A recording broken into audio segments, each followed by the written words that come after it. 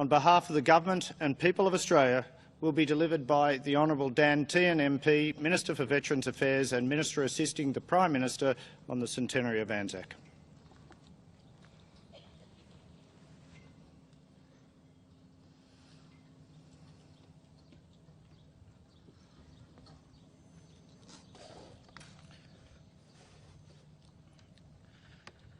Others would work by night and struggle under the weight of their friends.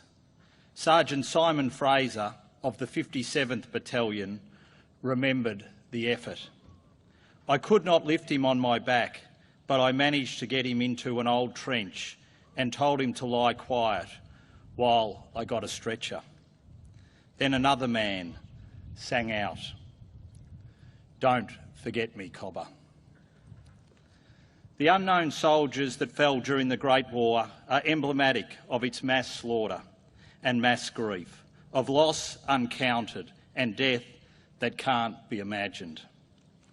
The industrial scale of the killing, the machines and weapons that swept away life, created limited time for recognition, recovery or even burial.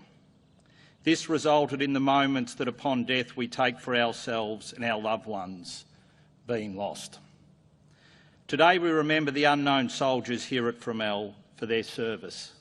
We honour them for their sacrifice and we ensure that they continue to live in the memories of all Australians. Fromelles became the place where Australia first realised the full force and horror of industrialised warfare. The Australian official war historian Charles Bean recalled the scale of this devastation here at Fromelles. We found the old no man's land simply full of our dead. The skulls and bones and torn uniforms were lying about everywhere.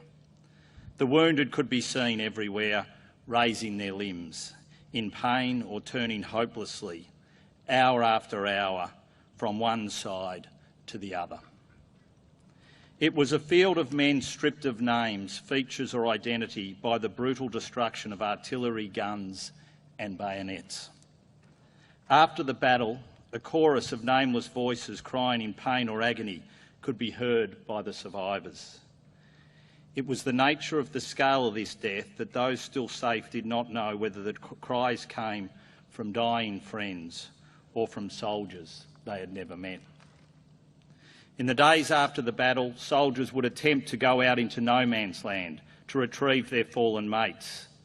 They often became casualties themselves. Private Edgar Williams was shot and killed after retrieving 8 men. The grief and uncertainty of families with no plots for their loved ones was immense. Pieces of their lives could never be fully recovered. On returning from war, the soldiers of this battlefield saw this loss stare back at them from the families of lost mates. Captain Hugh Nivet recalled, "I discovered one day how deep the knife of war had cut when I spoke to a grandmother and daughter working a large farm. As with dumb, uncomprehending pain in their eyes, they showed me the picture of son-in-law and husband who would never return. Rights of peoples and the things for which nations strive had no meaning to these two. But from out of the dark had come a hand and dragged from them the fullness of life, leaving only its empty shell." Over 16,900 Australians remain unknown or unaccounted for from the Western Front campaign. Today we honour 6 men who have now been named. The work to do so is one we as a country owe these men, their families and their descendants.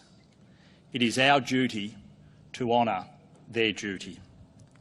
For those who are still unknown, here in this cemetery, we can remember them as individuals, though we do not know where they lie. They are unknown, but did not do their duty any less. They are unknown, but did not suffer any less. They are unknown, but were not loved any less. They are unknown, but not remembered any less. Today, like 100 years ago, we claim these men as ours, as our sons, our fathers, our brothers, our friends and our mates. They are ours. We take this moment to give them the peace and respect we reserve for those we lose to death. Not to say farewell, but to remind ourselves of the honour, respect and, above all else, the love they were denied. We also take this moment to thank the French people, and in particular the village of Fromelles, for the ongoing respect they continue to show our fallen. They honour these immortal words: "Don't forget me, Cobber, lest we forget."